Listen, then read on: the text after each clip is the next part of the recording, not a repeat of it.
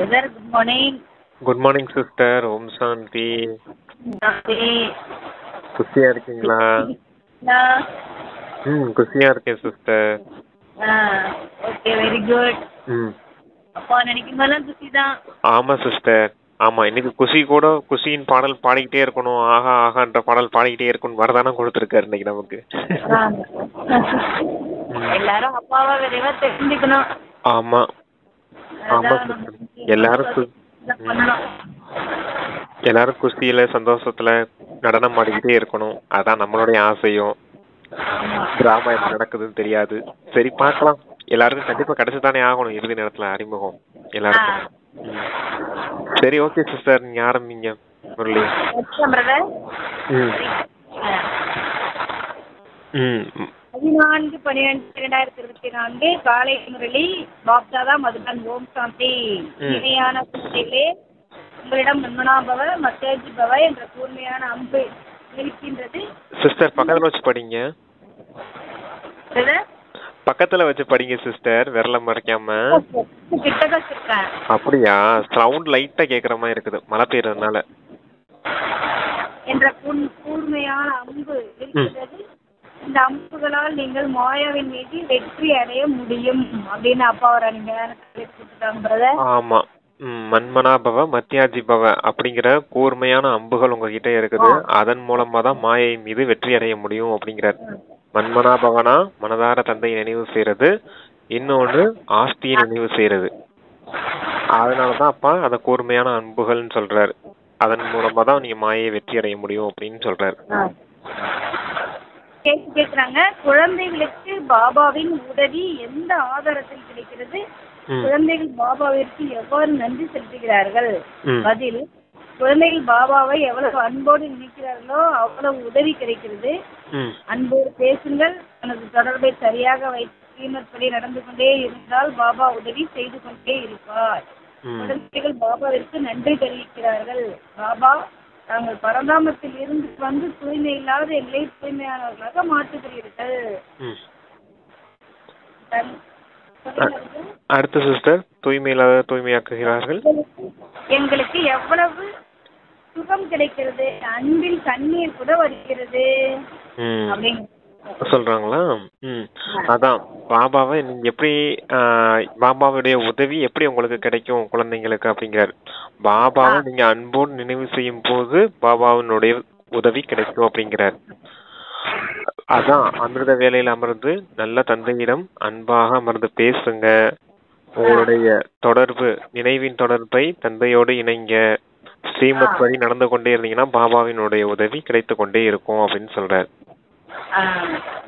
அப்புறம் தந்தை மீது அந்த நன்றி உணர்வும் இருக்கணும் அப்படிங்கறது சொல்றாரு. பரந்தாமத்துல இருந்து நீங்க இங்க வந்து தூய்மை இல்லாத எங்களை தூய்மையாக்குறீங்க அப்படிங்கிற நன்றி பாபாவுக்கு செலுத்தணும் அப்படிங்கிறாரு. தந்தையிடம் இருந்து நமக்கு எவ்வளவு சுகம் கிடைக்குது அப்படின்னு நினைச்சு பார்க்கும் போதே ஆனந்த கண்ணீர், அன்பு கண்ணீர் வந்துடுது அப்படின்றத சொல்றாங்க. ஓகே சிஸ்டர், அடுத்தோம். ஓம் சாந்தி. குழந்தைகளுக்கு தாயும் தந்தையும் எல்லோரையும் விட பிரியமானவர்கள். அதே போன்று தாய் தந்தையருக்கு குழந்தைகள் மிகவும் பிரியமானவர்கள். இப்போது தாயும் நீயே தந்தையும் நீயே என பாபாவைத்தான் கூறுகிறார்கள். லௌகீக தாய் தந்தையருக்கு இவ்வாறு கூற முடியாது. இந்த மகிமை நிச்சயம் இருக்கிறது, ஆனால் யாருக்கு என்று ஒருவருக்கும் தெரியவில்லை. ஒருவேளை அறிந்திருந்தால் அங்கே சென்றிருப்பார்கள், மேலும் பலரையும் அழைத்து சென்றிருப்பார்கள். ஆனால் நாடகப்படி இப்படித்தான் இருக்கிறது. நாடகம் முடியும் போதுதான் வருகின்றார். இதெல்லாம் ஊமை நாடகம் இருந்தது. நாடகம் முடியும் போது அனைத்து நடிகர்களும் மேடையில் நிற்பர். இதுவும் எல்லையற்ற பெரிய நாடகமாகும். சத்தியுகம், திரேதாயுகம், துவாபரயுகம், கலியுகம் இவை அனைத்தும் குழந்தைகளின் புத்தியில் இருக்க வேண்டும். இது முழுவதும் சிருஷ்டி சக்கரம் ஆகும். மூலவதனம், சூட்சுமோதனம், சக்கரம். மூலவதனம் சூட்சுமோதனத்தில் சக்கரம் சுழலுவதில்லை. ஓங்காரமானவர் சத்தியமான பெயருடையவர் என பாட்டு இருக்கிறது. யாருடைய மகிமை சொல்லுங்க. அந்த சக்கரத்தை சொல்றாரு அப்பா. சத்தியுகம், திரேதாயுகம், துவாபரயுகம், கலியுகம். அதுதான் நாடகம் அப்படின்னு சொல்றாரு. இந்த நாடகம் எங்க சுத்துது? சாக்கார உலகத்துலதான் இருக்குது. மூலவதனத்திலயும் சூட்சுமவதனத்திலயும் இந்த நாடகம் இல்ல அப்படிங்கிறாரு. முந்தையெல்லாம் ஊமை நாடகம்னு இருந்துச்சு. அந்த ஊமை நாடகத்துல எப்படி பார்ட் முடியும் போது இறுதியில இப்ப நாடகம் முடியும் போது எல்லாரும் மேடையில இருப்பாங்க. அதே போல நாடகம் முடிஞ்சிருச்சு. இப்ப நீங்க எல்லாரும் மேடைக்கு வந்துட்டீங்க. இந்த உலகத்துல ஹீரோ ஹீரோயின் பார்ட் பண்ணக்கூடியவங்க இந்த பிராமண ஆத்மாக்கள் தான். நாளைக்கு தேவதையா மாற போறவங்க தான் இப்படி இந்த நாடகம் முடியும் போது வந்துடுறாங்க அப்படிங்கறத சொல்றாரு. ஓகே. மேடையில் அதாவது திரேதாயுகம் துவாபரயுகம் முடிஞ்சு சங்கம யுகத்துல நம்ம மேடைக்கு வந்துட்டோம் சில பிராமண ஆத்மாக்களா. அதுதான் ஹீரோ ஹீரோயின் பார்ட் பண்ணக்கூடியவங்க இந்த பிராமண ஆத்மாக்கள் நாளைக்கு தேவதையா மாற போறாங்க. அங்கேயும் ஹீரோ ஹீரோயின் பார்ட் பண்றதுக்கு தான் போறாங்க அப்படிங்கறத சொல்றாரு.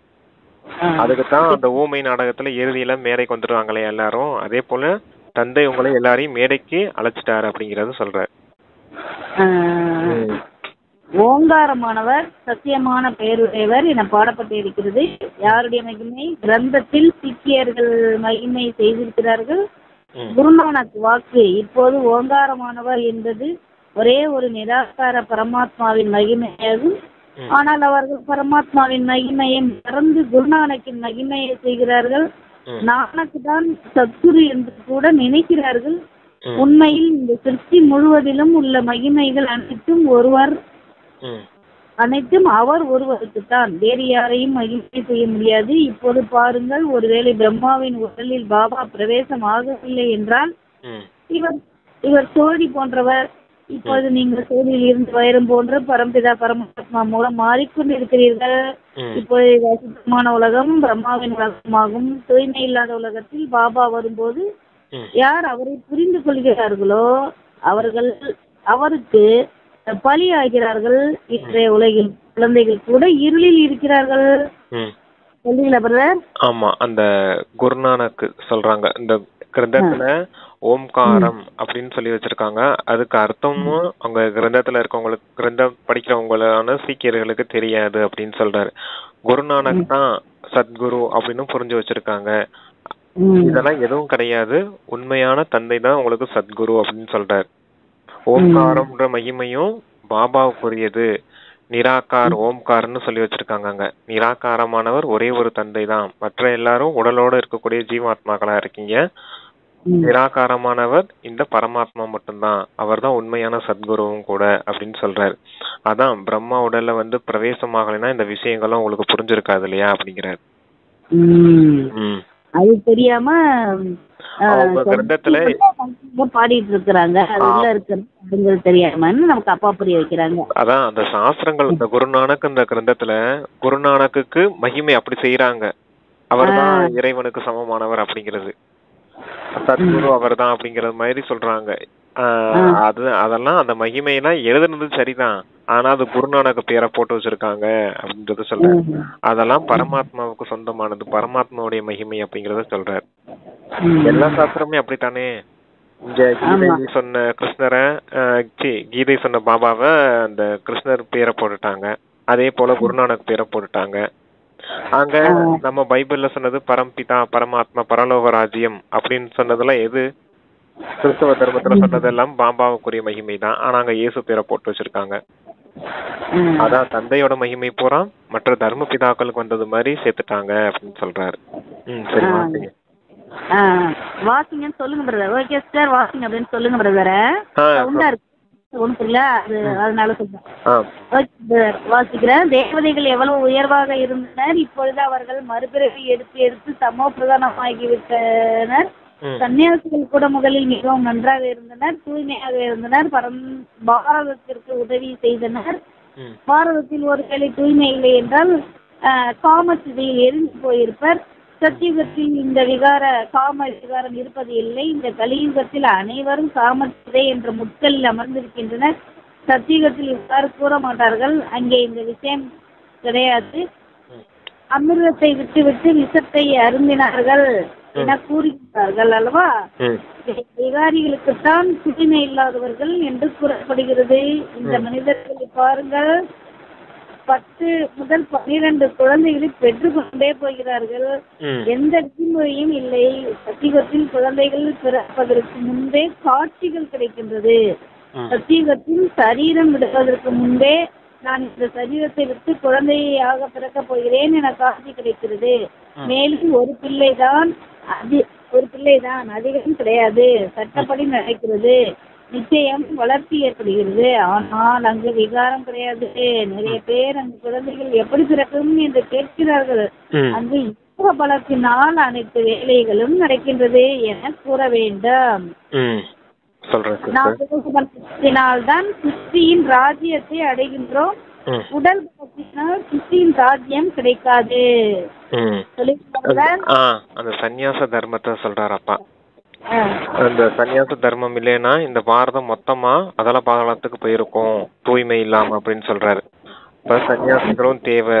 தூய்மை எதுக்காக கொடுக்கப்பட்டிருக்கு அப்படின்னா, தூய்மை காம சிதையில அமர்ந்தனாலதான் எல்லாரும் கருப்பா மாறிட்டீங்க அப்படின்னு சொல்றாரு.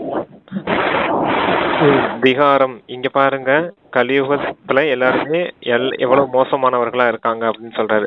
10-12 குழந்தைகள் கூட பெத்துட்டு இருக்காங்க அப்படின்னு சொல்றாரு. அப்ப விகாரத்துக்கு வசமாய் தான் இங்க குழந்தைகள் பெத்துக்கிறாங்க. ஆனா சத்தியுகத்துல இந்த விகாரம் போன்ற விஷயமே இருக்காது. அங்க யோக பலத்தால குழந்தைகள் பிறக்கும் அப்படின்னு சொல்றாரு. அதான் அமிர்தத்தை விட்டு விஷத்தை அருந்தினார்கள் அப்படின்னு சொல்றாங்க இல்லையா சாஸ்திரத்துல. அதனுடைய அர்த்தமும் இதுதான். விகாரம்ன்றதுதான் விஷம், விஷத்தை அருந்துறாங்க. அமிர்தம்ன்றது ஞானம். அதான் அப்பா சொல்லுவார் இல்லையா, காம சிதையில இருந்தீங்க கருப்பா மாறிட்டீங்க, இப்ப ஞான சிதையில அமருங்க வெள்ளையா மாறிடுவீங்க அப்படின்னு. அதான் விஷத்தை குடிச்சீங்க கருப்பா மாறிட்டீங்க, இப்ப ஞான அமிர்தத்தை குடிங்க வெள்ளையா மாறிடுவீங்க அப்படிங்கறது மாதிரி சொல்றாரப்பா. அதான் அங்க யோக பலத்தால குழந்தைகள் பிறக்கும், எல்லாருக்கும் ஒரு குழந்தை தான் இருக்கும் அப்படின்னு சொல்றாரு. யோக பலத்தாலதான் உலக ராஜ்யத்தை அடைய முடியும், தேக பலத்தால உலக ராஜ்யத்தை அடைய முடியாதுன்னு சொல்றாரு.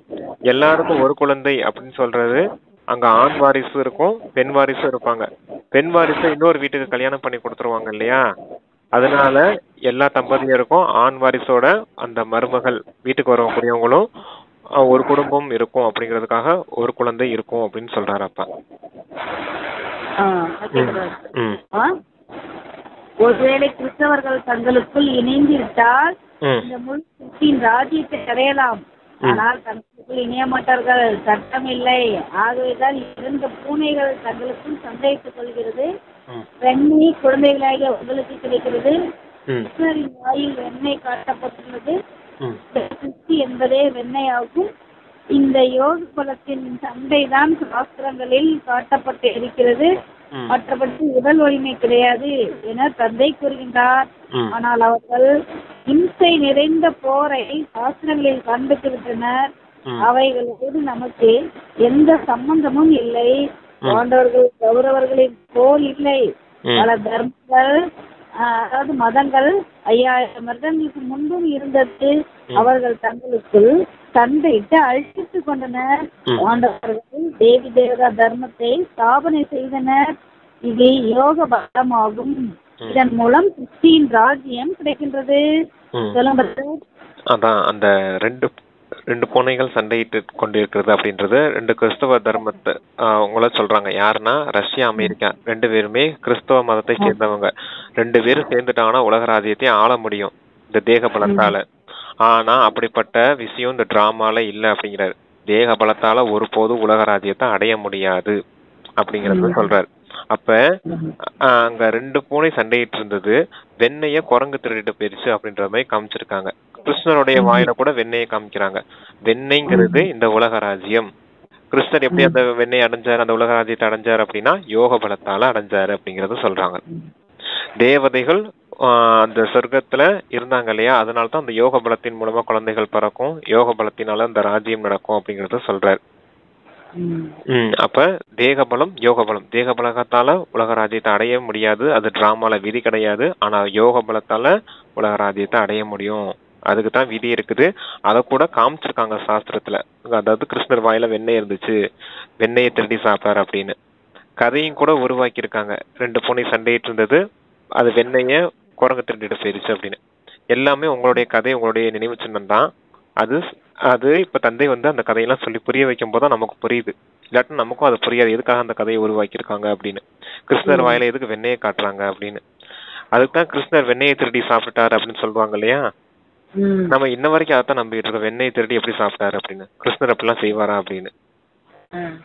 இப்பதான் தெரியுது அந்த வெண்ணெய் எப்படி திருடினாரு அப்படின்னு. திருடல, அது பாபா கிட்ட இருந்து ஆஸ்தியா நமக்கு கிடைச்சது. திருடுறதுங்கிறது வந்து தெரியாம நடக்குது இல்ல, குத்தமா நடக்குது இல்லையா நம்ம செய்யற அத வந்து அப்படி தெரியாம.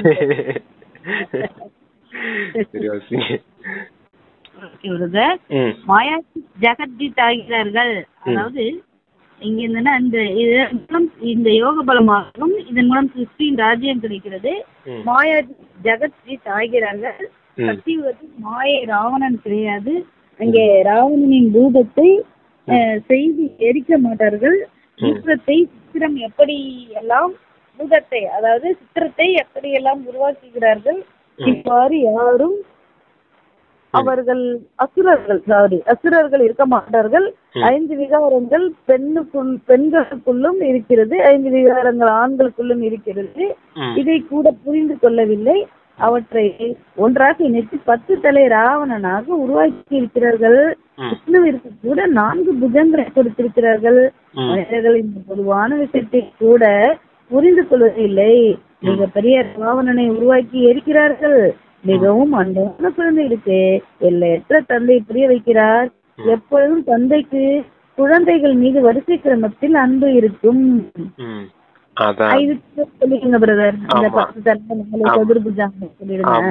அது வந்து என்னன்னா, இது ரெண்டுமே சத்தியுக திரேதா யுகத்துல விஷ்ணுவோடைய அந்த இதை காமிச்சிருக்காங்க. சத்ருபுஜ விஷ்ணு அது 4 புஜங்களை காமிச்சிருக்காங்க. துவாபர கலியுகத்துக்காக அந்த 10 தலை ராவணனா காமிச்சிருக்காங்க. பாருங்க, அந்த 4 யுகத்திலுமே இல்லற தர்மம் தான். தூய்மையான இல்லற தர்மம் இருந்தது சத்தியுகத்திலயும் திரேதா யுகத்திலயும். 4 புஜங்கள் காமிச்சிருக்காங்க அப்படின்னா 2 இது அதாவது நாராயணனுடையது, 2 இது லட்சுமியுடையது. அதத்தான் 4 புஜங்களோட காமிச்சிருக்காங்க. இங்க உடலை காமிச்சிட்டாங்க பாருங்களேன். உடல்ல 4 கரங்கள் இருக்கிறது மாதிரி காமிச்சிட்டாங்க. தலை ஒன்னா இருக்குது. அப்ப 2 பேத்துக்குமே ஒரே மனநிலை, ஒரே புத்தி நிலை இருக்குதுதான் குறிக்குது. ஆத்ம உணர்வுல இருந்தாங்க அப்படிங்கிற உணர்வுக்காக அப்படி காமிச்சிருக்காங்க. ஆனா 2 பேருமே இல்லற தர்மத்துலதான் இருந்திருக்காங்க. தந்தை இல்லற ஆசிரமத்தை ஸ்தாபனை செய்யறதுக்கு தான் வந்திருக்கேன்னு சொல்றாரு இல்லையா. அப்ப தூய்மையா வாழ்ந்தாங்க. அவங்க சம்பூர்ண நிர்விகாரிகள். விகாரம்னா என்னன்னே தெரியாதவர்கள். அது அப்படின்னு மகிமையும் இருக்குது அவங்களுக்கு. அதனுடைய அர்த்தத்தையும் தந்தை சொல்லி புரிய வைக்கிறார். அவங்க தூய்மையானவர்கள், நிர்விகாரிகள், இல்லற தர்மத்தை சேர்ந்தவர்கள். அதே இங்கிட்டு வாங்க துவாபர கலியுகத்துக்கு 10 தலை ராவணனா காமிச்சிருக்காங்க. 5 விகாரம் ஆணிடமும் இருக்குது, 5 விகாரம் பெண்ணிடமும் இருக்குது. அதுதான் இதுவும் இல்லற தர்மம் தான். பெண்ணும் ஆணும் சேர்ந்துதான் வாழ்றாங்க. இதுவும் இல்லற தர்மம் தான். ஆனா தூய்மையற்ற இல்லற தர்மமா போயிடுச்சு அப்படிங்கிறார். 5 விகாரங்களுக்கு வசமானா, குறிப்பா காம விகாரத்துக்கு வசமானா எல்லா விகாரமும் வந்தாச்சு. அப்ப தூய்மையற்றவர்களா மாறிட்டோம் இல்லையா. அதான் இதுவும் இல்லற தர்மம் தான். துவாபர கலியுகத்துல வரதும் அங்க தூய்மையற்ற இல்லற தர்மமா போயிருச்சு. அதனாலதான் துக்கத்தை அனுபவிக்க வேண்டியதா போயிருச்சு அப்படிங்கிற. தூய்மை இருக்கும்போது சுகம் சாந்தி இருந்துச்சு. தூய்மையற்ற நிலைக்கு போகும்போது துக்கம் அசாந்தி வந்துருச்சு அப்படிங்கறதுக்காக இந்த கல்ப மரத்தையே அதாவது இந்த சுயதர்சன சக்கரத்தையே சுத்தி காமிக்கிறார் அப்பா, அந்த 2 போட்டோவை வச்சு. இதனுடைய அர்த்தம் கூட யாருக்கும் புரியறது இல்லை. இதை புரிஞ்சுக்கிட்டா கூட சிருஷ்டி சக்கரத்தை புரிஞ்சுக்கிடுவாங்க அப்படின்றாரு. மிகவும் அன்பான குழந்தைகளுக்கு எல்லையற்ற தந்தை புரிய வைக்கிறார். எப்பொழுதும் தந்தைக்கு குழந்தைகள் மீது வரிசை கிரமத்தில் அன்பு இருக்கும். சிலர் மீது அன்பு அதிகமாக இருக்கும், சிலர் மீது அன்பு சற்று குறைவாக இருக்கும். எவ்வளவு செல்லமான பிள்ளையாக இருப்பாரோ அவ்வளவு அதிகமாக அன்பு இருக்கும். இங்கு கூட யார் சேவையில் ஈடுபட்டு இருக்கிறார்களோ, இரக்க மனமுடையவர்களாக இருக்கிறார்களோ அவர்கள் மீது அன்பு அதிகமாக இருக்கும். பக்தி மார்க்கத்தில் கூட இரக்கம் காட்டுங்கள் என கேட்கிறார்கள் அல்லவா. கடவுளே இரக்கம் காட்டு, ஆனால் நாடகத்தை பற்றி யாரும் அறியவில்லை. எப்பொழுது மிக மிக தமோ பிரதானமாக ஆகிறார்களோ அப்போதுதான் பாபா வரக்கூடிய நிகழ்ச்சி ஏற்படுகிறது. ஈஸ்வர் என்ன விரும்புகிறாரோ அதை செய்யலாம், அல்லது எப்போது விரும்புகிறாரோ அப்போது வரலாம் என்பது கிடையாது. ஒருவேளை அப்படிப்பட்ட சக்தி இருந்தால் பிறகு ஏன் அவ்வளவு திட்டு, ஏன் வனவாசம் கிடைத்தது? இந்த விஷயங்கள் மிகவும் துக்கமாக இருக்கிறது. கிருஷ்ணருக்கு திட்டு கிடைத்திருக்க முடியாது, பகவான் இவ்வாறு செய்ய முடியாது என கூறுகின்றார்கள். ஆனால் விநாசம் நடந்துதான் ஆக வேண்டும், பிறகு காப்பாற்றுவதற்கான விஷயமே இல்லை. அனைவரும் வீட்டிற்கு திரும்பி போகத்தான் வேண்டும். அவனே விநாசம் செய்திருக்கிறார்கள் என்றால் நிச்சயமாக பகவான் இருப்பார் அல்லவா? பரம்பிதா பரமாத்மா எதை ஸ்தாபனை செய்கின்றார்? கீதையின் பகவான். இது வரைக்கும் சொல்லிடுறீங்களா பிரதர்? அது என்ன சிஸ்டர், அந்த இடையில அது இந்த கிருஷ்ணரை பத்தி சொன்னாரு, ராமரை பத்தி சொன்னாரா? ஆமா, ஒரு வேலைய, அதாவது அந்த மட்டும் சொல்லணும் பாருங்க. நல்லாதான் பாபா வரக்கூடிய நிகழ்ச்சியும் ஏற்படுகிறது. எப்பொழுதுமே மிக தமோ பிரதானமாக ஆகிறார்கள், அப்பொழுதுதான் பாபா வர நிகழ்ச்சி நடக்குது. ஏன் ஈஸ்வரர் எப்போ விரும்புகிறாரோ அப்பொழுது அதை செய்யலாம், அவர் எப்போது விரும்புகிறாரோ அப்போது வரலாம் என்பது கிடையாது. ஒருவேளை அப்படிப்பட்ட சக்தி இருந்தா பிறகு ஏன் சிட்டு விழுது அப்படின்னு கேக்குறாங்க. ஏன் வனவாசம் கிடைத்தது? இந்த விஷயங்கள் முக்கியமாக இருக்கு. அவர் நினைச்ச நேரத்துல வர முடியாது அப்படிங்கறதுக்காக சொல்றாங்க. அதனாலதான் துவாபர யுகத்துல இருந்து இவ்வளவு திட்டு கிடைச்சிருக்கு இல்லையா பாபாவுக்கு, சர்வ வியாபி அப்படி இப்படி எல்லாம் சொல்லி வந்திருக்காங்க இல்லையா, அதனால சொல்றாரு அப்பா அப்படி. ஆமா, சங்கமயுகத்துலதான் நான் வர வேண்டியது இருக்குது. அவருக்கு எந்த நேரம் ஒதுக்கப்பட்டிருக்குதோ டிராமா படி அந்த நேரம் தான் வந்து உங்களை மறுபடியும் அவருடைய கடமை செய்யறதுக்கான நேரமே சங்கமயுக நேரம் தான். ஏன்னா அந்த கலியுக இறுதியில தான் தமோ பிரதானமா ஆகுவீங்க. அப்ப தமோ பிரதானம் இருந்து சத்துவ பிரதானம் ஆக்கணும்னா இறுதி நேரத்துல தானே வர வேண்டியது இருக்கும். டிராமா படி நான் இறுதி நேரத்துல தான் வரேன். முன்னாடியே வர மாதிரி டிராமால ஒரு பார்ட் இருந்துச்சுன்னா அப்பயே வந்து நீங்க உங்களை தூய்மை ஆக்கிருக்கலாம் இல்லையா அப்படிங்கறத சொல்றேன். இவ்வளவு திட்டு எனக்கு கிடைச்சிருக்காது அப்படிங்கறத சொல்றாரு. அடுத்ததான் சிஸ்டர் புரியல எனக்கு. காப்பாற்றுவான விஷயமே இல்லை. அனைவரும் வீட்டிற்கு திரும்பி போகத்தான் வேண்டும். சப்தனை விநாசம் செய்கிறார் என்றால் நிச்சயமாக பகவான் இருப்பார் அல்லவா? பரமாத்மா எதை ஸ்தாபனை செய்கிறார்? கீதையின் பகவான் யார் என்ற முக்கியமான விஷயத்தை கேளுங்கள். முழுவதும் இதில் குழப்பம் அடைந்திருக்கிறது. அவர்கள் மனிதனின் பெயரை போட்டு விட்டார்கள். ஆதிசநாதன தேவி தேவதா தர்மத்தை பகவானை தவிர வேறு யாரும் ஸ்தாபனை செய்ய முடியாது. அது கீதையின் பகவான் யாருன்றது புரிஞ்சுக்கிறது இல்ல அப்படிங்கிறாரு. கீதையின் பகவான் யாரு? சிவபாபா தான். என்ன கீதை சொல்றாரு? ஆத்மா பரமாத்மா, அந்த உலக நாடகத்தின் சக்கரம், மன்மனாபவ மத்தியாஜீபவ, நஸ்தமோகா ஸ்மிருதி சுரூபம், காமம் மகாசத்ரு எல்லாமே அங்க இருக்குது, கீதையில இருக்குது. அது எல்லாத்தையும் சொன்னது யாரு? பரமாத்மா சிவபாபா அப்படின்றது. ஆனா அவர் பேரை போடுறதுக்கு பதிலா கிருஷ்ணர் பேரை போட்டு வச்சிருக்காங்க. அப்ப எல்லாமே தலைகீழா போயிருச்சு அப்படின்றத சொல்றாரு. ஆதி சனாதன தேவி தேவதா தர்மத்தை பகவானை தவிர வேறு யாரும் ஸ்தாபனை செய்ய முடியாது. அப்படி இருக்கும் பொழுது கீதையின் பகவான் கிருஷ்ணர் என்று எப்படி கூறுகின்றீர்கள்? விநாசம் மற்றும் ஸ்தாபனை செய்வது யாருடைய வேலை? கீதையின் பகவானை மறந்து கீதையையே தவறாக்கி விட்டனர். இது மிக பெரியதிலும் பெரிய தவறாகும். இன்னொன்று, ஜெகநாத் புரியில் மிகவும் மோசமான சித்திரங்களை வைத்திருக்கிறார்கள். இந்த மோசமான சித்திரங்களை வைப்பதற்கு அரசாங்கமே தடை விதித்திருக்கிறது. இதையும் புரிய வைக்க வேண்டும். இந்த கோயில்களில் யாருடைய புத்தியிலும் இந்த விஷயங்கள் தோன்றுவது இல்லை. இந்த விஷயங்களை தந்தையே உட்கார்ந்து புரிய வைக்கிறார். சொல்லுங்க. அந்த ஜெகநாத் புரி தான் அப்பா சொல்லுவாரு கிருஷ்ணரை கருப்பா காமிச்ச இடம் அப்படின்னு சொல்லுவாரு. எப்படி கருப்பானாரு? இந்த விகாரங்களை விழுந்துதான். தவறான சித்திரங்கள்லாம் கோயில்ல வைக்கிறதுக்கு அரசாங்கம் கூட தடை விதிச்சிருக்குது அப்படின்னு சொல்றாரு. ஆனா உண்மையிலேயே அந்த கோயிலும் மொத்தமா அந்த விகாரங்கள் எப்படி எல்லாம் வளர்ந்து வந்திருக்குது அப்படின்னு காமிக்கக்கூடிய ஒரு கோயில் தான். அதனாலதான் கிருஷ்ணர் அங்க கருப்பா காமிச்சிருக்காங்க. விகாரங்களுக்கு அதான் காம சிதையில அமர்ந்தீங்க கருப்பா மாறிட்டீங்கன்னு சொல்றாரு இல்லையா? அதனாலதான் அந்த ஜெகநாத்புரியில அப்படி கோயில் அமைச்சிருக்காங்க அப்படின்னு சொல்றாரு. அது கூட நினைவு சின்னமா இருக்குது. உங்களுடைய நினைவு சின்னம் தான். வெள்ளையா இருந்தவங்க எப்படி கருப்பா மாறிட்டாங்க, விகாரங்களுக்கு வசமானாங்க, அதனால கருப்பா மாறிட்டாங்கன்னு அழகா அமைச்சிருக்காங்க. ஆனா எந்த விஷயமும் மனிதர்களுக்கு தெரியாது. எதுக்காக இந்த கோயில் எப்படி அமைச்சிருக்காங்க? கோயில போய் அப்படி விகாரங்கள் விஷயங்களை அப்படி சித்திரங்களை உருவாக்கி வைக்கணும்னு எந்த ஒரு இதுவும் கிடையாது இல்லையா? சிலைகளை உருவாக்கணும்னு எந்த ஒரு அவசியம் இல்லையா இல்லையா? எதுக்காக அப்படி உருவாக்கியிருக்காங்க? டிராமா பிளான் படி அது கரெக்டா அக்யூரேட்டா உருவாயிருக்குது. ஒரு நினைவு சின்ன வேணும் இல்லையா? எப்படி விகாரத்துல விழுந்து எப்படி கருப்பா மாறி இருக்காங்க அப்படின்னு. அதுவும் சங்கமயத்துல வந்து தந்தை புரிய வைக்கிறதுக்காகவே ஒரு நினைவு சின்ன வேணும் இல்லையா? அதுக்காக தான் உருவாயிருக்கு டிராமா அப்படி அங்க. பாருங்கள், குழந்தைகள் எவ்வளவு உறுதிமொழி கடிதங்களை எழுதுகின்றார்கள். ரத்தத்தினால் கூட எழுதுகின்றார்கள்.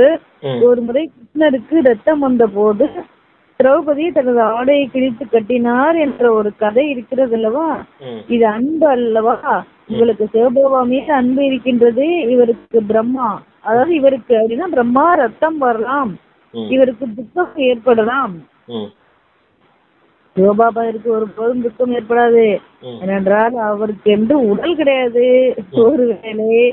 ஒருவேளை கிருஷ்ணருக்கு ஏதேனும் அசம்பாவிதம் ஏற்பட்டால் துக்கம் ஏற்படும் அல்லவா?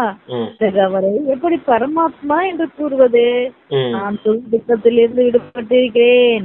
ஆம், நான் குழந்தைகளை சதா சுகமுடையவர்களாக மாற்றுகிறேன். சதாசிவன் என்று போற்றப்படுகிறது. சதாசிவன் சுகத்தை அளிப்பவர் என்று கூறுகின்றார்கள். என்னுடைய இனிமையிலும் இனிமையான செல்ல குழந்தைகள் யார் நல்லவர்களோ, யார் ஞானத்தை கடைபிடித்து தூய்மையாக இருக்கிறார்களோ, உண்மையான யோகி மற்றும் ஞானிகளாக இருக்கிறார்களோ, அவர்கள் எனக்கு மிகவும் பிடிக்கும். லௌகிக தந்தைக்கு கூட சிலர் நல்ல குழந்தைகளாகவும் சிலர் கெட்ட குழந்தைகளாகவும் இருக்கிறார்கள். குலத்தின் பெயரில் கலங்கப்படுத்துபவர்களும் இருக்கிறார்கள். இங்கேயும் அவ்வாறு இருக்கிறார்கள். வியக்கத்தக்க வகையில் குழந்தைகளாகிறார்கள், கேட்கிறார்கள், பிறகு கூறுகிறார்கள், பிறகு பிரிந்து வெளியே சென்று விடுகிறார்கள். ஆகவேதான் நிச்சய பத்திரம் எழுத வைக்கப்படுகிறது.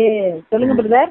அதான் நிச்சய பத்திரம் எழுத வைக்கப்படுது. அதாவது ரத்தத்தால கூட குழந்தைங்க எழுதி தராங்க உறுதிமொழியின் பத்திரம். அதத்தான் எப்படி உதாரணமா சொல்றாரு அப்படின்னா, கிருஷ்ணர் கையில ரத்தம் வந்துச்சு. அதாவது சிசுபாலனை சுயதர்சன சக்கரத்தால வெட்டி வீழ்த்துவாரு அங்க. அப்ப அந்த சுயதர்சன சக்கரம் கிருஷ்ணர் கையில பட்டு அதை வெட்டி அந்த இது வதம் செய்யும் போது என்ன ஆயிடும்னா, அங்க கையில அந்த சுயதர்சன சக்கரம் போதும் இல்லையா, அந்த சமயம் அது வெட்டி விட்டுரும். கிருஷ்ணர் கையை வெட்டி விட்டுருமா சுயதர்சன சக்கரம். அப்ப ரத்தம் வடியுமா. அது குழந்தைகளுடைய நினைவு சின்னமா இருக்குது அப்படின்னு சொல்றாரு. குழந்தைங்க கையை விட்டு அந்த அதனது ரத்தத்தால எழுதி தராங்க இல்லையா, அத உதாரணமா சொல்றாரு. திரௌபதி அந்த சமயம் என்ன செய்வானா, அவர் கிருஷ்ணருக்கு கூட தெரியாது கையில இருந்து ரத்தம் வடியுது அப்படிங்கறத. திரௌபதி பார்த்து தன்னுடைய சேலையை கிழிச்சு அங்க கட்டி விடுவாங்க. அந்த ரத்தம் போகுது அப்படின்னு பார்த்து கட்டி விடுவாங்க. அது எதன் அடிப்படையில கட்டி விடுறாங்க? அன்பின் ஆதாரத்துல, ஒரு அன்புனாலதானே கட்டுறாங்க அப்படின்னு சொல்றாரு. அத எப்படி சொல்றாரு பாபானா, நான் சுக துக்கத்துக்கு அப்பாற்பட்டு இருக்கிறேன் அப்படின்னு கீதையில சொல்லி வச்சிருக்காங்க. பரமாத்மா கிருஷ்ணன் சொல்லி கிருஷ்ணர் பேரை போட்டு பரமாத்மா சுகதுக்கத்துக்கு அப்பாற்பட்டவர் அப்படின்னு சொல்லி வச்சிருக்காங்க. அப்ப இவருக்கு நிந்தனை ஏற்பட்டிருக்கு இல்லையா, ரத்தம் வந்திருக்கு அப்படின்னா அவருக்கு சுகம் துக்கம் ஃபீல் ஆயிருக்குது இல்லையா. ரத்தம் வருதுன்னா காயம் அடைஞ்சிருக்குன்னா துக்கம் ஃபீல் பண்ணிருப்பாரு இல்லையா. இவரு கூட ஏதாவது அசம்பவிதம் நடந்துச்சுன்னா துக்கம் ஃபீல் ஆகும் இல்லையா அப்படிங்கிறாரு. அப்புறம் எப்படி அவரை துக்கம் ஃபீல் ஆகிறவரப்ப எப்படி சுகதுக்கத்துக்கு அப்பாற்பட்டவர்னு எப்படி சொல்றீங்க அப்படிங்கறத கேக்குறாரு. புரிஞ்சுதா சிஸ்டர் என்ன சொல்றேன்னு?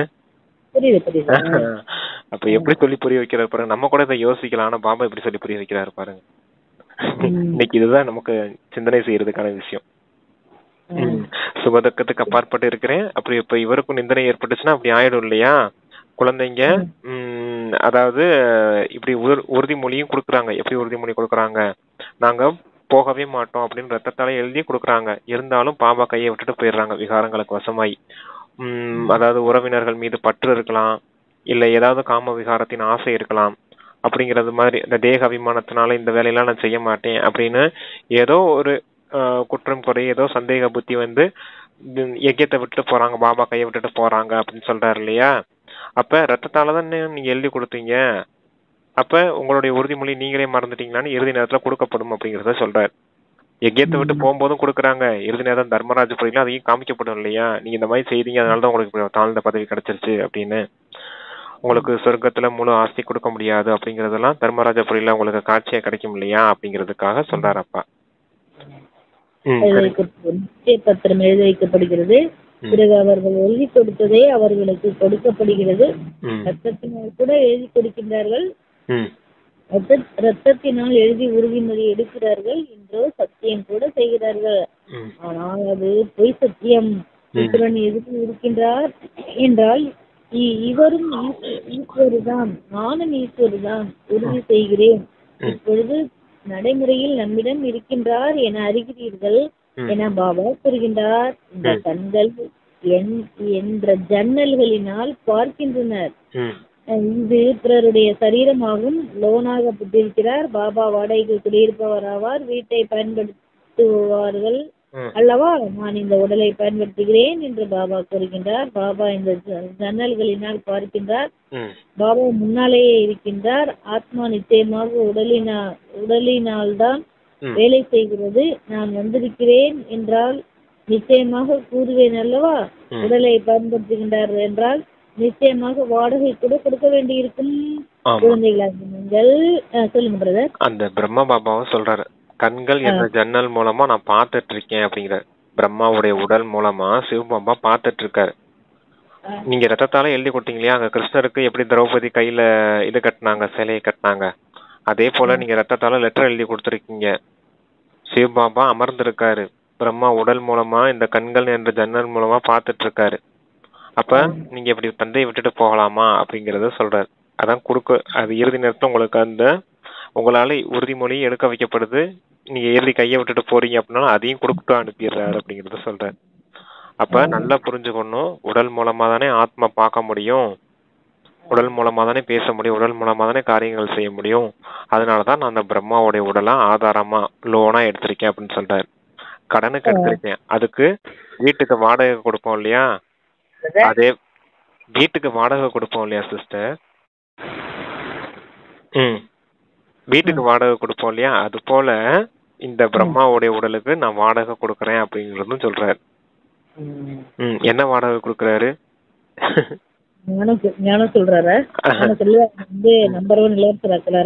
ஆமா, எல்லாத்தையும் மொத்தமா கர்மாதீத நிலை அடைஞ்சதுக்கு அப்புறம் சூட்சும கொண்டு போய் பிரம்மா பாபா வச்சிருக்காரு இல்லையா, அதான் அவருக்கு கொடுத்த வாடகை. இந்த கர்ம கணக்குல இருந்து விடுவிச்சுட்டா, அவரு கணக்கெல்லாம் முடிச்சுட்டாரு. இருந்தாலும் சூட்சும சரீரத்துல இந்த உலகத்துல எந்த ஒரு கணக்கு இல்லாம முடிச்சதுக்கு அப்புறம் சரீரம் எடுக்காம இருக்காரு இல்லையா, அவர் சரீரத்தை சிவபாபா பயன்படுத்த வேண்டியதா இருக்கு இல்லையா. அதனாலதான் சூட்சும தனியா போய் அமர்த்தி வச்சிருக்காரு. இந்த தூய்மையற்ற உலகத்துல நீ இருக்க வேணாம் அப்படின்றதுக்காக தூய்மையான உலகத்துல அமர வச்சிருக்காரு. அதான் அவர் கொடுத்த வாடகை. சரிங்க சிஸ்டர். சமயம் நரகத்தை சொர்க்கமாக மாற்றக்கூடியவர்கள், நீங்கள் பிரகாசத்தை அளிக்கக்கூடியவர்கள், எழுப்பக்கூடியவர்கள். மற்ற அனைவரும் கும்பகர்ண உறக்கத்தில் தூங்கிக் கொண்டிருக்கிறார்கள். நீங்கள் தாய்மார்கள் எழுப்புகிறீர்கள், சொர்க்கத்திற்கு அதிபதி ஆக்குகிறீர்கள். நீங்கள் தாய்மார்கள் எழுப்புகிறீர்கள், சொர்க்கத்திற்கு அதிபதி ஆக்குகிறீர்கள். இதில் பெரும்பான்மையான பங்கு தாய்மார்களுடையதாகும். ஆகவேதான் வந்தே மாதரம் என்று கூறப்படுகிறது. பீஷ்ம பிதாமகர் போன்றவருக்கு கூட நீங்கள் தான் அம்பு எழுதுகிறீர்கள். மன்மனா பவ மத்தியாஜி பவ என்ற அம்பு எவ்வளவு எளிதாக இருக்கிறது. இந்த அம்புகளினால் தான் நீங்கள் மாயையை வெற்றி அடைகிறீர்கள். நீங்கள் ஒரு பாபாவின் நினைவில் ஒருவருடைய ஸ்ரீமத்படிதான் நடக்க வேண்டும். பாபா உங்களுக்கு இப்படிப்பட்ட உயர்ந்த கர்மத்தை கற்பிக்கிறார். இதனால் 21 பிறவிகளுக்கு ஒருபோதும் தீய கர்மங்கள் நடக்காது. நீங்கள் சதா ஆரோக்கியமானவர்களாக, சதா செல்வந்தர்களாக மாறுகிறீர்கள். பல முறைகள் நீங்கள் சொர்க்கத்திற்கு அதிபதியாக இருக்கிறீர்கள், ராஜ்யத்தை அடைந்துள்ளீர்கள், பிறகு வந்துள்ளீர்கள். வந்தே மாதரம்னு சொல்றாங்க. எதுக்கு சொல்றாங்க? மாதர்களை மகிமைப்படுத்துறதுக்காக வந்தே மாதரம்னு சொல்றாங்க அப்படிங்கிறாரு. என்ன மகிமை செய்வீங்க? சொர்க்கத்துக்கு அதிபதியா ஆயிருக்கீங்க, மற்றவர்களையும் அதிபதியா ஆக்குறீங்க. எல்லாரும் கும்பகர்ண உறக்கத்துல அஞ்ஞான உறக்கத்துல உறங்கிக்கிட்டு இருக்காங்க. இன்னும் கலியுகத்துக்கு 40,000 வருஷம் இருக்குது, அது முடிஞ்சதுக்கு ஒண்ணு சத்தியுகம் வரப்போகுது அப்படிங்கிற அஞ்ஞான உறக்கத்துல தூங்கிக்கிட்டு இருக்காங்க. இல்ல கலியுகம் முடிய போகுது, விநாசமாக போகுது, சத்தியுகம் வரப்போகுது, பாபா வந்திருக்காருன்னு அந்த அஞ்ஞான உறக்கத்துல இருக்கவங்கள, கும்பகர்ண உறக்கத்துல இருக்கவங்கள நீங்க தான் சொர்க்கத்துக்கு தகுதியுடையவரா மாத்துறதுக்கு அந்த உறக்கத்துல இருந்து எழுப்புறீங்க அப்படிங்கறத சொல்றாரு. அப்புறம் பீஷ்ம பிதாமகர் அப்படிங்கிறது இந்த உலகத்துல இருக்கக்கூடிய குருமார்கள். அவங்கதான் சாஸ்திரத்துல கைய வச்சுக்கிட்டு 40,000 வருஷம் இருக்குது கலியுகம் முடியறதுக்கு அப்படின்னு சொல்லிட்டு இருக்காங்க. அவங்கதான் அஞ்ஞான உறக்கத்துல இருக்காங்க. அப்புறம் இந்த குருமார்கள், பெரிய வித்வான்கள், பண்டிதர்கள்னு சொல்லிக்கிட்டு இருக்காங்க இல்லையா, குருமார்கள், சன்னியாசிகள், அவங்களுக்குலாம் அந்த அகங்காரம் இருக்கும், நாங்க தான் உயர்ந்தவங்க அப்படிங்கிறது மாதிரி. அங்க கூட மகாபாரதத்துல பீஷ்மரை வீழ்த்துறதுக்கு அங்க சிகண்டி அப்படிங்கிற அம்பை தான் முதல் அம்பை எய்வாங்க, முதல் அம்பு விடுவாங்க. முதல் அம்பு அவங்கள தைக்கும். அதுக்கப்புறம் தான் பின்னாடி பாண்டவர்கள், அர்ஜுனர்லாம் அம்பு விட்டு என்ன செய்வாங்கன்னா அவர் அம்பு படுக்கையில படுக்க வைப்பாங்க பீஷ்ம பிதாமகர். அந்த உதாரணத்தை இங்க சொல்றாரு. முதல் அம்பு யார் எய்யுறது? மாதர்கள் தான் எய்யுறாங்க அப்படின்னு சொல்றாரு. மாதர்கள் தான் விடுறாங்க. அது எந்த அம்பு? மன்மனாபவ அம்பு, மத்தியாஜிபவ அம்பு. மனதார தந்தை நினைவு செய்யுங்க, ஆத்மான்னு ஒன்று, பரமாத்மா நினைவு செய்யுங்க. அதானே மன்மனாபவ, அந்த அம்பு அந்த குருமார்கள் மீது எய்யப்படுது அப்படிங்கிறாரு. அப்புறம் மத்தியாஜீவ் பவ, உங்களுடைய ஆஸ்தியை நினைவு செய்யுங்க, சொர்க்கத்தை ஸ்தாபனை செய்யறதுக்காக பாபா வந்திருக்காரு அப்படிங்கறத விஷயத்துல சொல்றாரு இல்லையா. அந்த 5 சொரூப பயிற்சி இருக்குது இல்லையா, அதான் மத்தியாஜிபாவன் சொல்றது. மன்மனாபாவ, மத்தியாஜிபாவ, இதெல்லாம் அவங்களுக்கு சொல்லி புரிய வைக்கும் போது அவங்களும் வீழ்ச்சி அடைஞ்சிடுறாங்க அப்படின்றத சொல்றாரு. மகாபாரத போர் இங்கதான் நடக்குதுன்னு சொல்றாரு இல்லையா சங்கம யுகத்துல. இது ஹிம்சைக்கான போர் கிடையாது, அஹிம்சை. உங்களுடைய தேக பலத்தின் போர் கிடையாது, அசுத்தமான போர் கிடையாது, யோக பலத்தின் போர் நடக்குதுன்னு சொல்றாரு இல்லையா. அதுதான் சொல்றாரு. ஞான அம்புகள் மன்மனாபவ, மத்தியாஜிபவ, அந்த அம்புகளால அந்த பீஷ்ம பிதாமகர் போன்றவர்களை வீழ்த்துறீங்க, அஞ்ஞான உறக்கத்துல இருக்கவங்கள எழுப்புறீங்க அப்படின்னு சொல்றாரு. இதன் மூலமா உங்களுக்கு சொர்க்கத்தின் 21 பிறவிக்கான ஆஸ்தி கிடைக்குது, சொர்க்கத்துக்கே அதிபதியா மாறிடுறீங்க. அதனாலதான் தாய்மார்களுக்கு வந்தே மாதரம் டைட்டில் கொடுத்திருக்காங்க அப்படிங்கிறாரு. நீங்கள் பிராமண குல பூஷணர்கள் தான் ஹீரோ ஹீரோயின் பாகத்தை நடிக்கின்றீர்கள். நாடகத்தில் குழந்தைகளாகிய உங்களின் பாகம் எல்லோரையும் விட உயர்ந்தது. இவ்வாறு உயர்ந்தவர்களாக மாற்றக்கூடிய தந்தையுடன் மிகுந்த அன்பு வேண்டும். பாபா, தாங்கள் அதிசயம் செய்கிறீர்கள். மனதிலோ எண்ணத்திலோ கூட நாங்கள் நாராயணனாக இருந்தோம் என்பது தெரியாது. நீங்களே நாராயணன் மற்றும் லட்சுமியாக தேவி தேவதைகளாக இருந்தீர்கள். மறுபிறவி எடுத்து எடுத்து அசுரர்களாகிவிட்டீர்கள் என பாபா கூறுகின்றார். இப்போது மீண்டும் முயற்சி செய்து சொத்தை அடைகிறீர்கள். யார் எவ்வளவு முயற்சி செய்கிறார்களோ சாட்சாத்காரம் கிடைத்துக் கொண்டே இருக்கின்றது. ஒரு பாபா தான் ராஜயோகத்தை கற்பித்தார். உண்மையிலும் உண்மையான சகஜ ராஜயோகத்தை இப்பொழுது நீங்கள் கற்பிக்க முடியும்.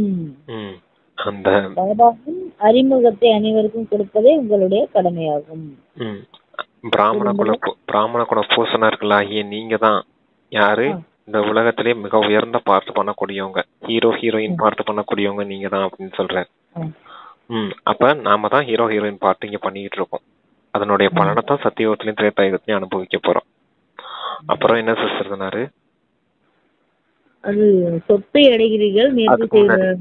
நாங்க நாராயணனா இருந்தோம். கனவுல கூட நினைச்சு பார்த்ததுல எண்ணத்துல கூட வந்தது கிடையாது. ஆனா நீங்க எங்களை அந்த அளவுக்கு உயர்ந்தவர்களா ஆக்கிட்டீங்க அப்படின்னு சொல்றாங்க குழந்தைங்க. அதனாலதான் பாபாவும் சொல்றாரு, நீங்க தான் தேவி தேவதைகளா இருந்தீங்க, முதல்ல ராஜ்யத்துலதான் இருந்தீங்க, மறுபடியும் விகாரத்துக்கு வசமாயி 84 பிறவி சக்கரத்துல இப்ப கீழானவர்களா மாறிட்டீங்க. இப்ப மீண்டும் தந்தை உங்களை அந்த சொர்க்கத்துக்கு தகுதி உடையவரா மாத்துறேன் அப்படின்னு சொல்றாரு. இதான் தந்தையினுடைய கடமைன்னு சொல்றாரு. ஒரு பாபாவோட அறிமுகத்தினருக்கும் கொடுத்துட்டே இருக்கணும் அப்படின்னு சொல்றாங்க. கொடுப்பதே நம்ம கடமை அப்படின்னு சொன்னாங்க அப்பா. அனைவரும் ஏழைகளாகி விட்டனர். இந்த விஷயங்கள் எல்லாம் கூட போன கல்பத்துல புரிந்து கொண்ட 1 கோடியில் 1 சிலர் எதை புரிந்து கொள்வார்கள். இல்ல கோடியில் இந்த விஷயத்துல யார் புரிஞ்சுக்கிடுவா? கோடியில் சிலர். அந்த சிலரிலும் சிலர் தான் நல்லா புரிஞ்சுக்கிடுவாங்க. பார்க்க வேண்டும் என்றாலும் இங்கே பாருங்கள், முழு உலகத்தில் மிகப்பெரிய முட்டாளை பார்க்க வேண்டும் என்றாலும் இங்கே பாருங்கள் என பாபா புரிய வைத்திருக்கின்றார். பாபாவிடமிருந்து 21 பிறவிகளுக்கு சொத்து கிடைக்கின்றது. அதையே விவாகரத்து செய்து விடுகின்றனர். இதுவும் நாடகத்தில் நிச்சயிக்கப்பட்டிருக்கிறது. இப்பொழுது நீங்களே ஈஸ்வரனின் வாரிசு, பிறகு தேவதை, சத்திரியர், வைசியர் மற்றும் சூத்திரனின் வாரிசாகின்றீர்கள். இப்பொழுது அசுரனின் வாரிசில் இருந்து ஈஸ்வரனின் வாரிசாக மாறி இருக்கிறீர்கள். பாபா பரந்தாமத்தில் இருந்து தூய்மையற்ற நிலையில் இருந்து தூய்மையாக மாற்றுகின்றார் என்றால் எவ்வளவு நன்றி செலுத்த வேண்டும். பக்தி மார்க்கத்தில் கூட நன்றி சொல்லிக் கொண்டே இருக்கின்றார்கள். துக்கத்தில் யாரும் நன்றி செலுத்துவது இல்லை. இப்பொழுது உங்களுக்கு எவ்வளவு சுகம் கிடைக்கின்றது என்னும்போது எவ்வளவு அன்பு ஏற்பட வேண்டும். நாம் பாபாவிடம் அன்போடு பேசினால் ஏன் கேட்க மாட்டார்? தொடர்பு இருக்கின்றது அல்லவா? இரவு எழுந்து பாபாவுடன் பேச வேண்டும். பாபா தனது அனுபவத்தை தெரிவித்துக் கொண்டே இருக்கிறார். நான் மிகவும் நினைக்கின்றேன். பாபாவின் நினைவில் கண்ணீர் கூட வந்து விடுகின்றது. நான் எப்படி இருந்தேன், பாபா எப்படி மாற்றி இருக்கிறார், அப்படியே ஆகட்டும், நீங்களும் அவ்வாறே மாறுகின்றீர்கள். சொல்றீங்களா பிரதர்? அதான் நீங்க தான் தேவதையா இருந்தீங்க. அப்புறம் அதாவது முதல்ல ஈஸ்வரனுடைய வாரிசு ஆகுறீங்க. அப்புறமேல என்ன ஆகுறீங்க? தேவதா வாரிசு ஆகுறீங்க, தேவதைகளின் வாரிசு ஆகுறீங்க. அப்புறம் சத்திரியர்களின் வாரிசு, அப்புறம் வைசியர்களின் வருஷ அப்புறம் சூத்திரர்களா மாறிட்டீங்க. இப்ப மொத்தமா அசுரர்களா மாறி போயிருக்கீங்க. அசுரர்கள் வந்து மீண்டும் தேவதையா ஆகணும்னா ஈஸ்வரனுடைய வாரிசா ஆகணும் அப்படின்னு சொல்றாரு. அடுத்து என்ன சிஸ்டர்? ஆமா பிரதர், நீங்க தெரிவித்து அது பிரம்ம பாபாவும் சொல்றாரு, தன் அனுபவத்தை சொல்றாரு. நான் மிகவும் நினைக்கின்றேன், பாபா கண்ணீர் கூட வந்து விடுகிறது. நான் எப்படி இருந்தேன், பாபா எப்படி மாற்றி இருக்கிறார், அப்படியே மட்டும் நீங்களும் அவ்வாறே மாறுகின்றீர்கள். யோகத்தில் இருக்கக்கூடியவர்களுக்கு பாபா உதவி செய்கிறார். தானாகவே கண்ணீர் திறக்கும், அந்த தானாகவே திறக்கும். அதான் கேள்வி பதில சொன்னார் இல்லையா, அதை சொல்றாரு பாபா. தந்தைய அன்போடு நினைவு செய்யுங்க, தந்தை கிட்ட அன்பா பேசுங்க, தந்தையின் தொடர்புல இருங்க அப்படின்னு சொல்றாரு. அப்ப தந்தையின் உதவி உங்களுக்கு கிடைக்கும், தந்தையின் ஸ்ரீமத் படி நடந்து கொண்டே இருங்க அப்படின்னு சொல்றாரு.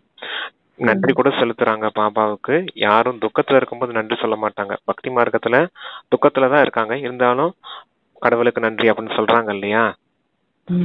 அதான் அதான் அந்த துக்கத்துல இருக்கும்போது யாரும் நன்றி சொல்றதுல இப்ப உங்களுக்கு அளவற்ற சுகம் கிடைக்குது அப்படிங்கிறப்ப இப்பதான் நீங்க நன்றி செலுத்துறீங்க அப்படிங்கறத சொல்றாரு. அதான் பாபாவுடைய நினைவுல இருக்கும் போது உங்களுக்கு அன்பு கண்ணீர் கூட வந்துருது. பாபா, நாங்க எவ்வளவு துக்கத்துல இருந்தோம், எங்களை சுகமுடையவரா ஆக்கிட்டீங்க அப்படின்னு பாபாவுடைய அன்புல நமக்கு அன்பு கண்ணீர் வந்துருது அப்படிங்கிறார். அமிர்த வேலையில பாபா இதெல்லாம் உட்காந்து சிந்தனை செய்வார் போல நம்ம பாபா. அதுதான் அவருடைய அனுபவத்தை சொல்றாரு. அமிர்த வேலையில் தந்தை எப்படிலாம் நினைவு செய்யணும் அப்படின்னு சொல்றாரு. அப்பதான் காலையிலேயே அமிர்த வேலையிலேயே பரமாத்மாவுடைய அன்பை நம்ம நிறைச்சுக்கிட்டோம்னா நாள் முழுக்க அந்த அன்புலயே மூழ்கி இருந்து ஒவ்வொரு காரியமும் செய்வோம். இப்ப நாள் முழுக்க கர்மயோகியாவே இருப்போம். காலையில அமிர்த வேலையில பாபாவுடைய அன்புல மூழ்கிறோம், நாள் முழுக்க அந்த அன்பின் அந்த அதிர்வலைகளிலேயே கர்மயோகியாவே இருக்கணும். அதான் சொல்றாரு அப்பா. அதாவது கட்டில, அதாவது தானாகவே கண்கள் திறக்கும். யோகத்தில் இருக்கக்கூடியவர்களுக்கு பாபா உதவி செய்வார், தானாக கண்கள் திறக்கும். கட்டில சிந்த ஆடும் பாபா பல பேரை எழுப்பியிருக்கின்றார். எல்லையற்ற தந்தை எவ்வளவு இரக்கம் காட்டுகின்றார். நீங்கள் இங்கே ஏன் வந்துள்ளீர்கள்? எதிர்காலத்தில் ஸ்ரீ நாராயணனை மணப்பதற்கான பாடத்தை பெற வந்துள்ளோம், அல்லது ஸ்ரீ லட்சுமியை மணப்பதற்காக வந்துள்ளோம். இந்த தேர்வில் தேர்ச்சி பெற்றுக் கொண்டு இருக்கிறோம் பாபா பாபா என கூறுவீர்கள். எவ்வளவு அதிசயமான பள்ளிக்கூடம், எவ்வளவு அதிசயமான விஷயங்கள், மிகப்பெரியதிலும் பெரிய யூனிவர்சிட்டி ஆகும். ஆனால் இறுதியில் யூனிவர்சிட்டி என்ற பெயர் வைக்க அனுமதி அளிக்க மாட்டார்கள். ஒரு நாள் நிச்சயம் ஏற்றுக்கொள்வார்கள், வந்து கொண்டே இருப்பார்கள். எவ்வளவு பெரிய யூனிவர்சிட்டி என்ன நிச்சயம் கூறுவார்கள். பாபா தனது கண்களில் வைத்து உங்களை படிக்க வைக்கின்றார். உங்களை சொர்க்கத்தில் சேர்த்து விடுவேன் என கூறுகின்றார். இப்படிப்பட்ட தந்தையுடன் எவ்வளவு பேச வேண்டும். பிறகு பாபா நிச்சயம் உதவி செய்வார். யாருடைய தொண்டை அடைபட்டு இருக்கின்றதோ அவர்களுடைய பூட்டை திறந்து விடுவார். இரவு நினைக்கும் பொழுது மிகவும் ஆனந்தமாக இருக்கும். பாபா தனது அனுபவத்தை தெரிவிக்கின்றார். அதாவது இரவு நினைக்கும் போது மிகவும் ஆனந்தமாக இருக்கும். முழிக்க முடியல, அதனால இருக்குன்னு சொல்றாரு நினைக்கிறேன். இல்ல என்னன்னா இந்த கட்டில் ஆடுன்னு சொல்றாரு பாருங்களேன், பாபா வந்து எழுப்புவாராம். அந்த அனுபவம் இருக்குதா சிஸ்டர் உங்களுக்கு? ஆமா இருக்கு. காலைல அமிர்த வேலை டைம் வந்தோடனே யாரோ நம்மள எழுப்புறது மாதிரியே இருக்கும். தினமும் இருக்காது, ஆனா என்னைக்கா ஒரு நாள் இருக்கும். என்னைக்காவது. ஆமா ஆமா, என் ரூம் கதவுலாம் டம்முன்னு யாரோ தட்டுறது மாதிரியே ஃபீல் ஆகும் எனக்கு. எதிர்த்து பார்த்தா யாருமே இருக்க மாட்டாங்க. ஒரு நேரத்துக்கு எங்க வீட்டுல இருக்கவங்க யாராவது, வீட்டுல இருக்க உறவினர் யாராவது சத்தம் போட்டு நம்மள கூப்பிடுறது மாதிரி இருக்கும். வெளியே பார்த்தா இருட்டா இருக்கும், யாருமே இருக்க மாட்டாங்க. அதெல்லாம் ஃபீல் பண்ணிருக்கேன் நான். அதான் பாபா சொல்றாரு, கட்டில் ஆடும் பாபாவுக்கு உங்கள் மீது அன்பு இருக்குது, வந்து என்னை நினைவு செய்யுங்க அப்படிங்கிறதுக்காக எழுப்பி விடுறாரு அமிர்த வேலையில அப்படின்றத சொல்றாரு. அப்ப பாபாவுக்கு எந்த அளவுக்கு அன்பு இருக்குது உங்களை எழுப்புற அளவுக்கு, அது எதன் மூலமாவோ அந்த ட்ரிகர் ஆகுது இல்லையா. நம்ம மனசுல இருந்தே கூட பாபா டச் பண்ணி விடுறாரு போல. அது எப்படி நடக்குதுன்னே தெரியல நமக்கு, ஆனா நமக்கு ஒவ்வொருத்தவங்களுக்கும் அந்த ஃபீல் இருக்குது. எல்லாத்தையுமே நான் கேட்டிருக்கேன், எல்லாருமே அந்த அனுபவத்தை சொல்லுவாங்க. சரி, ஓகே. அப்புறம் என்ன சிஸ்டர்?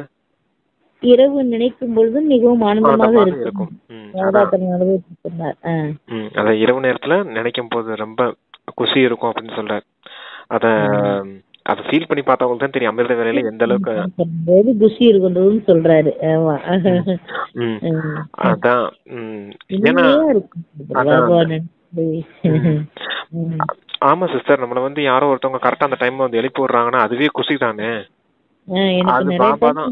அப்படியே ஃபுல்லா வயிறு ஃபுல்லா அப்படியே தண்ணி நொம்பி இப்படி போற மாதிரி இருக்கும். கட்டலாம் ஏற்றி பார்த்தா ஒண்ணுமேல ஃப்ரீயா இருப்பேன். அடுத்து பார்த்தா கரெக்டா 3 மணி 3 மணி கிட்ட இருக்கும். ம். சரி, அதான் பாபாவுடைய அனுபவம். அதான் பாபாவுக்கு நீ எந்த அளவுக்கு நன்றி உள்ளவங்களா இருக்கணும் அப்படிங்கறத சொல்றாரு. அப்புறம் அந்த கண்கள்ல வச்சு தந்தை உங்களை படிக்க வைக்கிறேன் அப்படின்னு சொல்றாரு பாருங்க. இது இறைவனின் யூனிவர்சிட்டி அப்படின்னு பேர் வைக்கிறது கூட யாரும் அனுமதி கொடுக்க மாட்டாங்க. ஒரு நாள் எல்லாரும் அதை புரிஞ்சுக்கிடுவாங்க. ஆனா இப்ப யாரும் பேர் வைக்கிறதுக்கு அனுமதி கொடுக்க மாட்டாங்க. அதனாலதான் இங்க யூனிவர்சிட்டின்னு சொன்னாலே இறைவனின் யூனிவர்சிட்டி அப்படின்னு. அதனாலதான் இந்த ஸ்பிரிச்சுவல் யூனிவர்சிட்டின்னு தான் சொல்லுவாங்க, பிரம்மகுமாரிஸ் இன்ஸ்டிடியூஷன். இது கூட பள்ளிக்கூடம் இல்லையா, பல்கலைக்கழகம் இல்லையா அப்படின்னு சொல்றாரு அப்பா. இப்ப பேர் வைக்க விட மாட்டாங்க, பிறகு ஒத்துக்கிட்டு எல்லாரும் வருவாங்கன்னு சொன்னாரு. அதான் பாபா உங்களை கண்ணுக்குள்ள உட்கார வச்சு படிக்க வச்சிட்டு இருக்காரு. உங்களை கண்ணுக்குள்ள வச்சு அமர்த்தி அழைச்சிட்டு போவார், எங்க சொர்க்கத்துக்கு அழைச்சிட்டு போறேன் அப்படின்னு சொல்றாரு. எச்சரிக்கையாக இருங்கள் என பாபா குழந்தைகளுக்கு புரிய வைக்கின்றார். குழந்தையை கலங்கப்படுத்தக்கூடாது, குலத்தை கலங்கப்படுத்தக்கூடாது. 5 விகாரங்களை தானமாக கொடுத்துவிட்டு பிறகு திரும்ப எடுக்கக்கூடாது, நல்லது அப்படின்னு முறையை நிறைவேற்றுகிறது. ஆமா, 5 விகாரங்களுக்கு வசமாகி குலத்தின் பேரை கெடுக்க கூடாது அப்படிங்கிறாரு. என்ன குலம்? பிராமண குலத்தின் பேரையும் கெடுக்க கூடாது. ஈஸ்வரனுடைய வாரிசு அப்படின்னு சொல்றீங்க, பெருமையோட சொல்றீங்க இல்லையா? அப்ப இந்த பேரை கெடுத்துக்கிடாதீங்க அப்படின்னு சொல்றாரு. குலத்தின் மகிமையை கெடுத்துறாதீங்க அப்படிங்கிறார். 5 விகாரங்களுக்கு வசமாயி அப்படிங்கிறார். தானம் கொடுத்த பொருளை திரும்பி பெறக்கூடாது. தானம் யார்கிட்ட கொடுத்துருக்கீங்க? சிவபாட கொடுத்துருக்கீங்க, கொடுத்ததை திருப்பி வாங்கலாமா அப்படிங்கிறார். அதுக்காக எல்லாரும் வருத்தப்படணும்னு அவசியம் இல்லை. ஐயோ நம்ம பலகீனத்தை விடாம இருக்கோமே, முயற்சி செஞ்சுக்கிட்டே இருங்க. ஒரு நாள் மொத்தமா எல்லாம் மலிஞ்சு போயிடும்.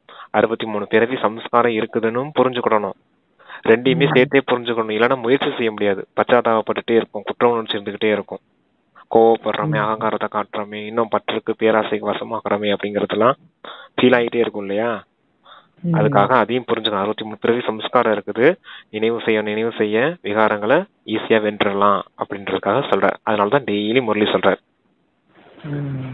பயன்படுத்த கூடாதுங்கிற வைராகியம் ஒரு நாள்ல வந்துடாது. தினமும் வச்சுக்கிட்டே இருக்கும்போது ஒரு நாள் கண்டிப்பா உங்களுக்கு அந்த சக்தி வந்துடும். மனதுக்கும் அந்த விகாரங்களை தொட மாட்டேன், புத்தியின் மூலமா எந்த விகார சிந்தனையும் செய்ய மாட்டேங்கிற சக்தி உங்களுக்கு கிடைச்சிரும் அப்படின்னு சொல்றாரு. எல்லா விகாரங்களையும் வெல்லணும்னா ஒரே ஸ்திதி தான், என்னது? ஆத்மா வந்து பரமாத்மா நினைக்கணும், அவ்வளவுதான். மனது அப்படிங்கிற மண்ணுல காலை வைக்காதீங்கன்னு சொல்லுவார். மனது எப்படினாலும் இருந்துட்டு போகுது.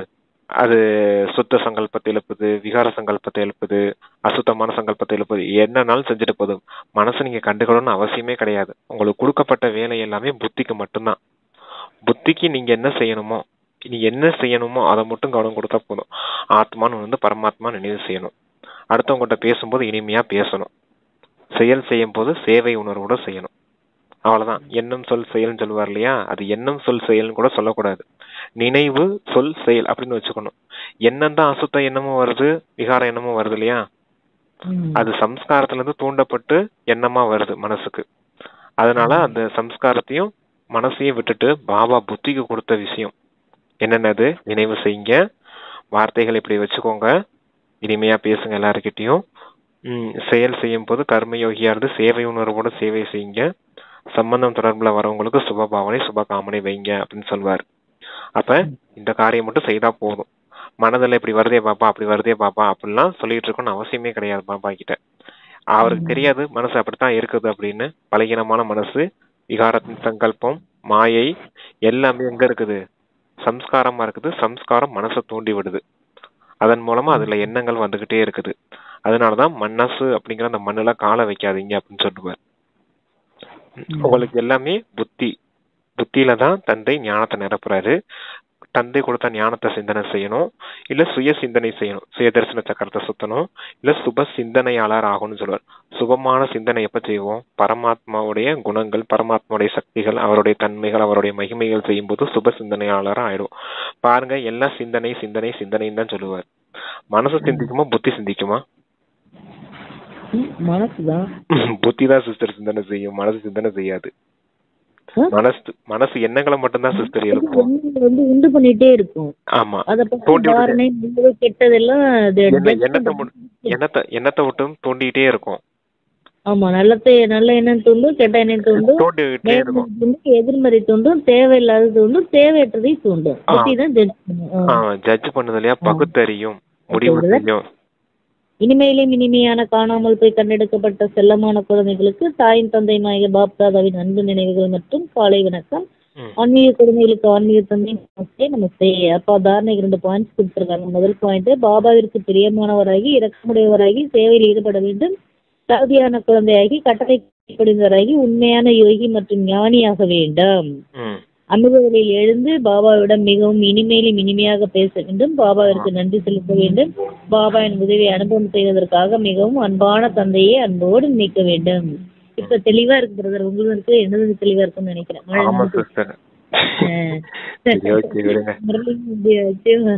சொல்லுங்க பிரதர். தாரணையில அதான் நமக்கு பாபாவை அன்பா நினைவு செய்யணும். அது அந்த கேள்வி பதில சொன்னது. அதுக்கு ஃபர்ஸ்ட் பாயிண்ட் என்ன சிஸ்டர்? படிந்தவரை உண்மையான யோகி மற்றும் ஞானியாக வேண்டும். ஆமா, அதான் உண்மையான ஞானி உண்மையான யோகி ஆகணும். அப்படி ஸ்ரீமத் படி நடந்தா முடிஞ்சிச்சு. இங்க கீழே 2வது பாயிண்ட், தந்தையை அன்பா நினைவு செய்யணும்னாரா? செய்ய வேண்டும். தந்தையின் உதவியை அனுபவம் செய்வதற்காக மிகவும் அன்பான தந்தையை அன்போடு நினைக்க வேண்டும். நன்றி சொல்லுங்க, இனிமையா பேசணும். ஆமா, ஓகே பிரதர். வரதானம் கொடுக்குறாங்கப்பா, சொல்றீங்களா? இல்ல சிஸ்டர், நீங்க சொல்லுங்க. வரதானம் சதா உற்சாகத்தில் இருந்து மனதால் குஷியின் பாடல் பாடக்கூடிய அழிவற்ற அதிர்ஷ்டசாலி ஆகுக. அதாவது சதா உற்சாகத்தில் இருந்து மனதால் குஷியின் பாடல் பாடக்கூடிய அழிவற்ற அதிர்ஷ்டசாலி ஆகுக. அதிர்ஷ்டசாலி குழந்தைகளாக நீங்கள் அழிவற்ற விதியினால் அழிவற்ற வெற்றிகளை அடைகின்றீர்கள். உங்களுடைய மனதில் இருந்து சதா ஆகா ஆகா என்ற குஷியின் பாடல் சிரித்துக்கொண்டே இருக்கின்றது. ஆகா பாபா, ஆகா அதிர்ஷ்டம், ஆகா இனிமையான பரிவாரம், ஆகா சிரேஷ்ட சங்கம இன்பகரமான சமயம். ஒவ்வொரு கர்மமும் ஆகா ஆகா ஆகா. ஒவ்வொரு கர்மம் செயல் கர்மமும் ஆகா ஆகான்னு இருக்கணும். ஆகையினால் நீங்கள் அழிவற்ற அதிர்ஷ்டசாலி ஆவீர்கள். உங்களுடைய மனதில் ஒரு பொழுதும் ஏன் நான் என்பது வரவே முடியாது. ஏன் என்பதற்கு பதிலாக ஆஹா ஆஹா என்ற வார்த்தை மற்றும் நான் என்பதற்கு பதிலாக பாபா பாபா என்ற வார்த்தை தான் வருகின்றது. இது வரதுல ரைமிங்கா கொடுத்துருக்காங்க. ஆமா, அதிர்ஷ்டசாலி குழந்தைகள் அப்படின்னு சொல்லியிருக்காரு. அதிர்ஷ்டசாலி குழந்தைகள் அழிவற்ற விதியின் மூலமா அழிவற்ற வெற்றியை பிராப்தி அடைகிறாங்க. என்ன வெற்றி அடைகிறோம்? அழிவற்ற வெற்றி என்னது? கல்ப வெற்றியாளன் அப்படிங்கறதா அழிவற்ற வெற்றி. கல்பமும் முடியாது, நம்ம வெற்றி அடைகிறதும் முடியாது இல்லையா? பல கோடி முறை நான் பல கோடி முறை நான் வெற்றி அடைஞ்சிருக்கேன். இன்னும் நான் பல கோடி முறை அடையிறதுக்கு காத்துட்டு இருக்கேன். இந்த கல்பத்திலையும் வெற்றி அடையத்தான் போறேன். அதனாலதான் அப்பா சொல்லுவார் கல்ப வெற்றியாளன். எதன் விதியின் மூலமா நீங்க அடையிறீங்க? டிராமா எல்லாம் நன்மைக்கு தான் நடக்குது. பாபா என்னை தேவதையாக்குறதுக்காகவே வந்திருக்காரு. இந்த விஷயங்கள்லாம் உங்களுக்கு புரிஞ்சிருக்கீங்க. திரிகால தரிசி ஆயிட்டீங்க இல்லையா? 3 காலங்களையும் புரிஞ்சவங்களா இருக்கீங்க. அப்ப அந்த அழிவற்ற விதியின் மூலமா அழிவற்ற வெற்றியாளரா இருக்கீங்க அப்படிங்கிற அந்த குஷி உங்களுக்கு மனதுல இருந்து அந்த பாடலா ஒழிச்சுக்கிட்டே இருக்கணும். ஆஹா ஆகாங்கிற பாடல் ஒழிச்சுக்கிட்டே இருக்கணும் அப்படிங்கிறார். எப்படிப்பட்ட பாடல் ஒழிக்கணும் உங்களுக்கு? ஆகா பாபா ஆகா, ஆகா எனது பாக்கியமே ஆகா, ஆகா டிராமா ஆகா அப்படின்னு தான் 3 தான் சொல்லுவாரப்பா. ஆனா இன்னைக்கு 5 தான் சொல்லியிருக்காரு. அதையே ஆகா பாபா ஆகா, ஆகா எனது அதிர்ஷ்டம் ஆகா, அதான் ஆகா எனது பாக்கியமே ஆகா அப்படின்னு சொல்லுவாரு. இன்னைக்கு ஆகா டிராமா ஆகான்னு சொல்லுவோம் இல்லையா? அதுக்குத்தான் இன்னைக்கு ஆகா சிரேஷ்ட சங்கம யுகம் ஆகா அப்படின்னு சொல்லியிருக்காரு.